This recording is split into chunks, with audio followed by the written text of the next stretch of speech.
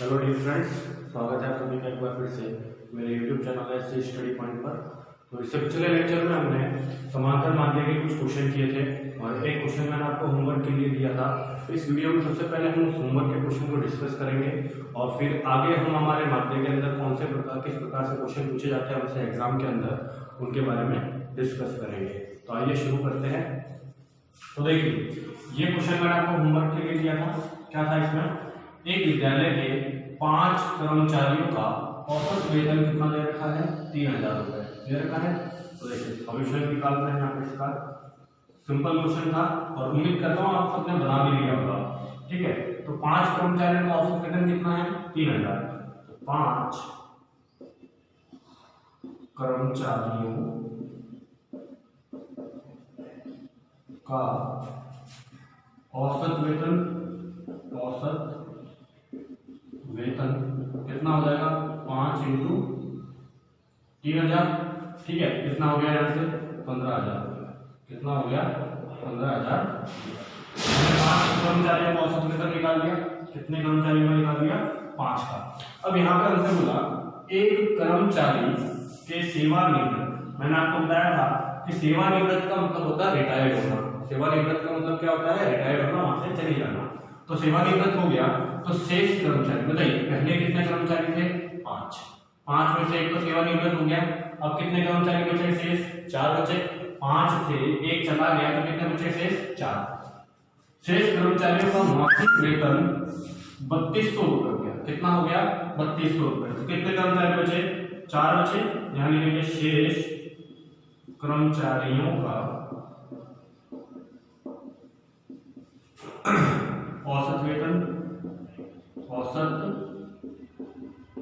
वेतन कितना हो जाएगा? 4 गुणा 3200। कितने हो गया?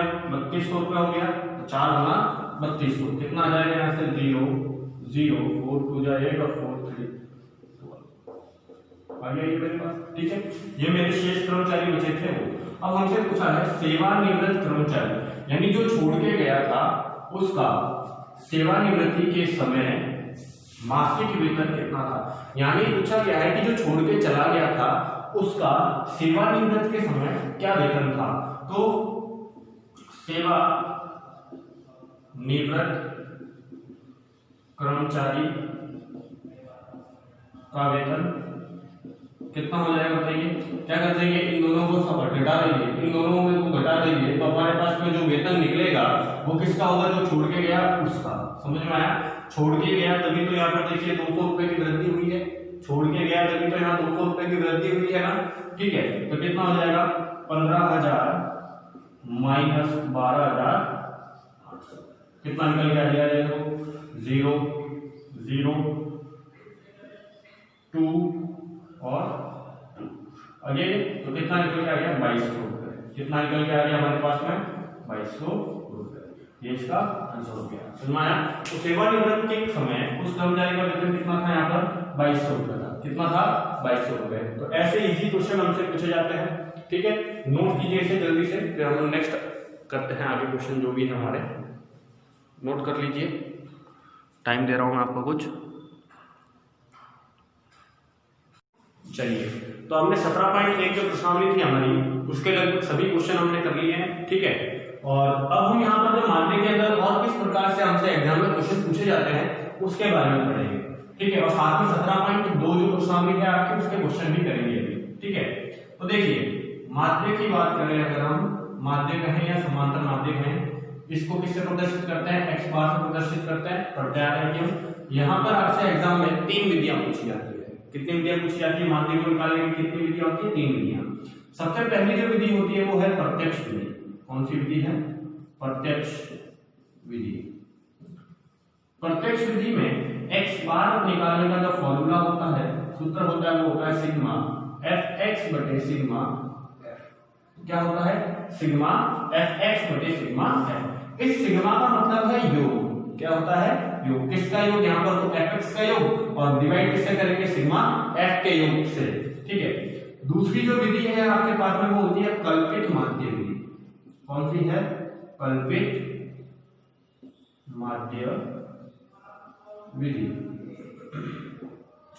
कल्पित माध्य विधि में हम x बार निकालने के लिए a प्लस सिग्मा f, एक सेकेंड, सिग्मा एफ डी बटे सिग्मा एफ, इस फॉर्मूले का यूज करते हैं। समझ में आया? क्या होता है? a plus sigma F D बटे सिग्मा एफ। अब यहाँ पर ये जो a है ये क्या होता है? देखिए माध्य में आपको x फाइंड करना पड़ता है। x क्या करना पड़ता है? ज्ञात करना पड़ता है। अगर दिया हुआ है क्वेश्चन में तो अच्छी बात है, नहीं दिया हुआ है तो हम क्या करेंगे? x को ज्ञात करेंगे, और जो x हमारे पास में जो भी निकल के आएगा उसी में से एक डिजिट को हम क्या मान लेंगे? a मान लेंगे। उसी में से हम एक को क्या मान लेंगे? a मान लेंगे। ठीक है, यहाँ पर जो d दिया है, इस d को निकालने का फॉर्मूला होता है d बराबर होता है x माइनस a। क्या होता है? x माइनस a, यानी x में से a को घटा दीजिए, जो भी निकल कर आएगा वो आपका क्या होगा? d। तीसरी विधि जो हम यूज करते हैं वो होती है पद विचलन विधि। कौन सी विधि होती है? पद विचलन, पद विचलन विधि। कौन सी विधि होती है? पद विचलन विधि। पद विचलन विधि में हम x बार निकालने के लिए इस सूत्र का यूज करते हैं, a plus sigma F you बटे सिग्मा एफ इंटू एच। क्या करते हैं? सिग्मा एफ यू बटे सिग्मा एफ इंटू एच। यहां पर जो h लिखा मैंने, ये h होता है वर्गों के मध्य अंतर, वर्गों के मध्य अंतर। f क्या होता है? बारंबारता। f क्या होता है? बारंबारता। आपने 9th क्लास में पढ़ा भी होगा f और h के बारे में। ठीक है, यहां पर जो u आया, इस u को निकालने का जो फॉर्मूला होता है मैं यहां लिख देता हूं, u बराबर होता है x माइनस a बटे h। क्या होता है? x माइनस a बटे h। ठीक है, तो ये तीन फॉर्मूले होते हैं आपके पास में। सबसे पहले कौन सा होता है? प्रत्यक्ष विधि का, x बार बराबर सिग्मा fx बटे सिग्मा f। दूसरी विधि कौन सी होती है? कल्पित विधि, जिसका फॉर्मूला ये है। और तीसरी हमारे पास होती है पद विचलन विधि, जिसका फॉर्मूला ये होगी। देखिए एग्जाम में अगर आपसे पर्सनली किसी विधि के बारे में पूछा गया है, जैसे क्वेश्चन में लिख दिया प्रत्यक्ष विधि से इस क्वेश्चन को कीजिए, तो आपको प्रत्यक्ष विधि का ही उपयोग करना है। लेकिन अगर एग्जाम में आपसे इन तीनों विधियों में से किसी का नाम नहीं दिया है तो आपको जो सबसे अच्छे से आती है तीनों में से उसको यूज करेंगे। ठीक है, चलिए तो माध्यम में सबसे पहले हम कौन सी विधि पढ़ेंगे? प्रत्यक्ष विधि पढ़ेंगे। तो एक बार नोट कर लीजिए इसको, फॉर्मूले जो आपके हैं उनको नोट कर लीजिए। u का ये रहा, ठीक है, यहां से लिख लीजिएगा u क्या होता है? x माइनस a बटे h होता है। ठीक है, नोट कर लीजिए जल्दी से, फिर हम आगे देखते हैं। इसमें नोट कर लीजिए आप।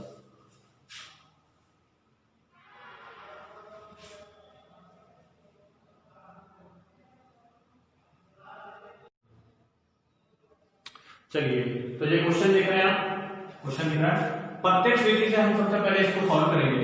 तो मैंने अभी आपको बताया प्रत्यक्ष विधि, देखिए प्रत्यक्ष विधि, माध्य ज्ञात कर रहे हैं, लिखा हुआ है माध्य ज्ञात करो। तो प्रत्यक्ष विधि का फॉर्मूला क्या होता है? मैंने आपको x बार बराबर सिग्मा एफ एक्स बटे सिग्मा एफ, यही फॉर्मूला बताया मैंने अभी आपको। ठीक है, तो हम क्या करेंगे? यहां से fx निकालेंगे। क्या निकालेंगे? fx। ठीक है, देखिए सॉल्यूशन कर रहा हूं मैं इसी के आगे, आप ध्यान दीजिएगा। fx का मतलब हुआ f इंटू एक्स, यानी इन दोनों डिजिट को मल्टीप्लाई करके गुणा करके यहां लिख दीजिए। 5 गुना 8 कीजिए कितना हो गया? 40। 6 गुना 6 कीजिए कितना हो गया? 36। 12 सत्ते 105, 7 और 8 56, 5 9 45 और 6 दाई 60 हो गए। ठीक है, ये मेरे पास में fx निकल गया। अब यहां से fx में क्या बताया आपको? Sigma fx। सिग्मा का मतलब मैंने भी आपको बताया योग होता है। सिग्मा का मतलब क्या बताया? योग होता है। तो यहां से हम क्या करेंगे? fx का योग निकालेंगे। किसका योग निकाल देंगे? fx का योग निकालेंगे। ठीक है, प्रत्यक्ष विधि। देखिए fx का योग निकालते हैं अगर हम, तो सिग्मा एफ एक्स बराबर कितना आ जाएगा? 321 आ जाएगा। इन सबको जोड़ेंगे, इन सबको जोड़ेंगे तो कितना आ जाएगा? 321। यहां से हम सिग्मा f का यूनिट निकालेंगे तो कितना आ जाएगा 44, कितना आ जाएगा 44। अब इस फॉर्मूले में रख दीजिए, बस कुछ नहीं है, तो x बार बराबर सिग्मा fx बटे सिग्मा fx कितना आया 321, f कितना है 44, तो कितना निकल के आ जाएगा 7.29। तो मेरे पास x बार कितना आ गया 7.29। तो इस आंकड़े का माध्य कितना है 7.29, कितना है 7.29, समझ में आया? ठीक है, कुछ नहीं है, सबसे पहले हम क्या निकालेंगे fx निकालेंगे। हमेशा माध्य में क्या निकाला जाता है fx निकाला जाता है। क्या निकाला जाता है fx, कौन सी विधि में? प्रत्यक्ष विधि में। ठीक है, तो यहाँ पर हमें देखिए दूसरी चीज देखने का लायक है, यहाँ x दिया हुआ है, अगर x नहीं दिया होगा तो हम x फाइंड करते हैं। वो हम क्या करेंगे, अभी जब आगे क्वेश्चन करेंगे उनमें आपको बताऊंगा मैं, अगर x नहीं दिया होगा x कैसे निकालते हैं। ठीक है, तो एक बार नोट कर लीजिए इसे, फिर हम अगला क्वेश्चन करते हैं। एक और एग्जांपल है ये, आपकी बुक का ही एग्जांपल है ये, तो नोट कर लीजिए आप इसे।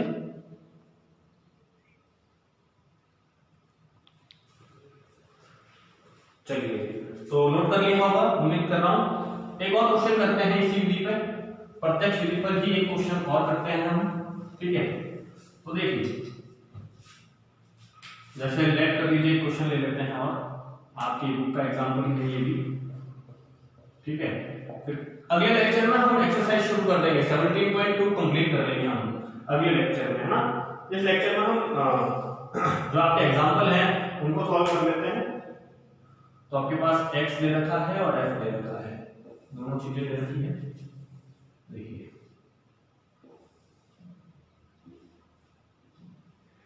x दे रखा है आपके पास में,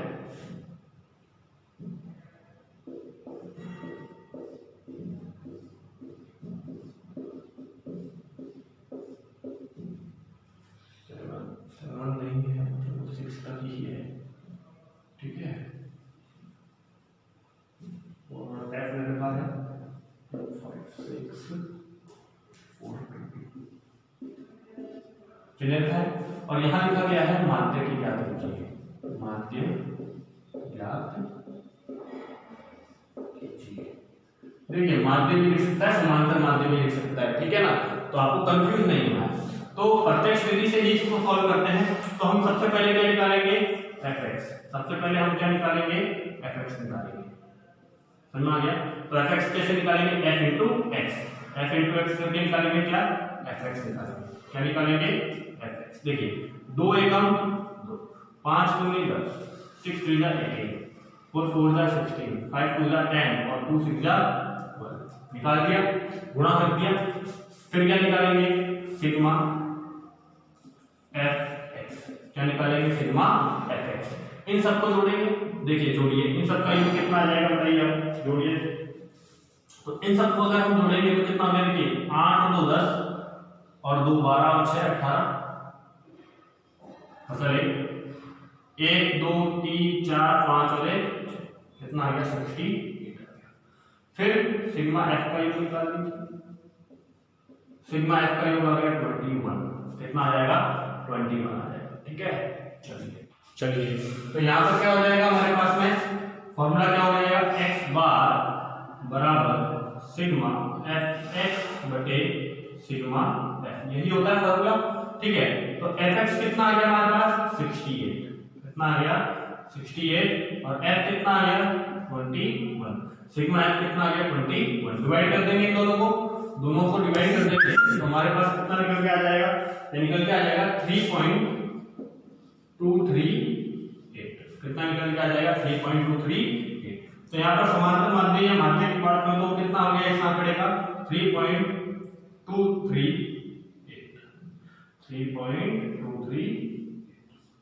समझ आ गया। ठीक है, ये आंसर सुना है, बहुत इजी क्वेश्चन है इसके। ठीक है, तो नोट कर लीजिए, जल्दी से नोट भी कर लिया होगा। चलिए अगला क्वेश्चन देखते हैं, एक क्वेश्चन और देखते हैं, छोटा सा है। ठीक है, उसके बाद में हम नेक्स्ट क्वेश्चन आपको होमवर्क में देंगे और इस लेक्चर में हम इतना ही पढ़ेंगे, फिर आगे देखते हैं, है ना। चलिए जैसे आपके पास लिखा हुआ है 1.5 2 1 3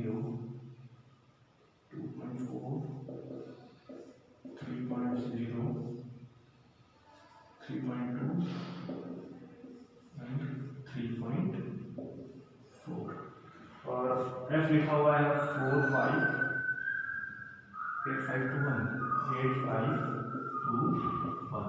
ये आपके पास में एफ लिखा हुआ है और ये एक्स है हमारा, ठीक है।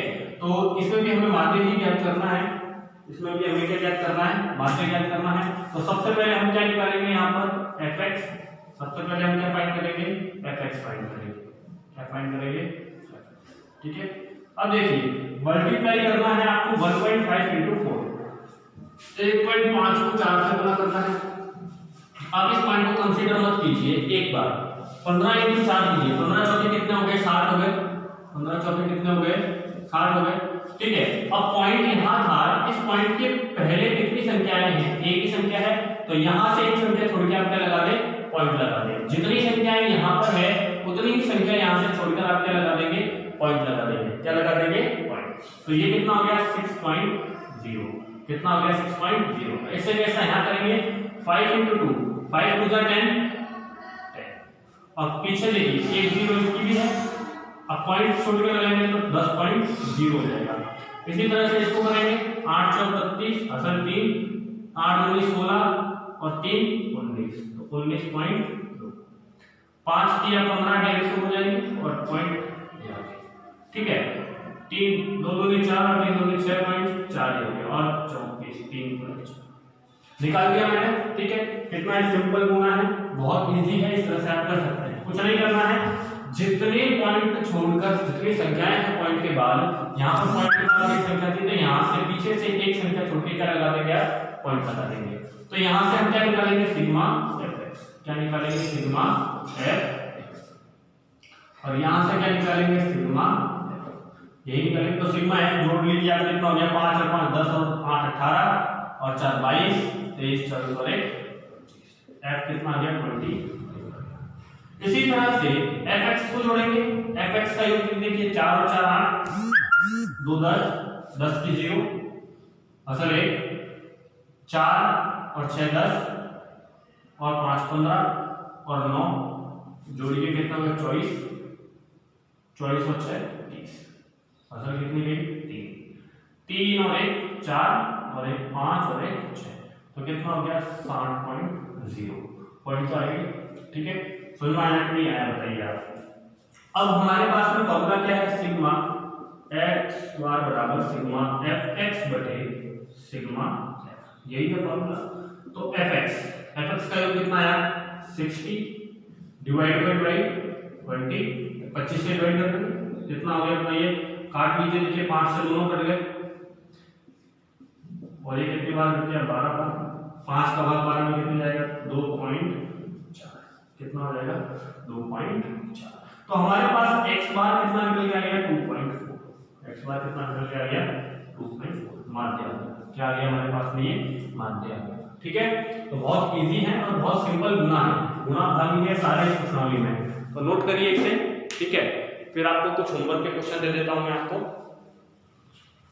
2 क्वेश्चन होमवर्क के दे देते हैं। तो आपके पास में ये 3 क्वेश्चन हैं, इन तीनों क्वेश्चनों को आपको घर पे ट्राई करना, होमवर्क के लिए है आपके ये तीनों क्वेश्चन, इनको आप ट्राई कीजिए। अगर आपसे बन जाते हैं तो बहुत अच्छी बात है, अगर नहीं बनता है, किसी भी कोई क्वेश्चन में आपको प्रॉब्लम आ रही है, अभी तक हमने जो भी पढ़ा है उससे रिलेटेड कोई भी आपको अगर प्रॉब्लम आ रही है तो आप कमेंट कर सकते हैं, या व्हाट्सएप नंबर जो दिए हैं आप व्हाट्सएप भी करके बता सकते हैं हमें, ठीक है। एक बार नोट कर लीजिए, आप इसको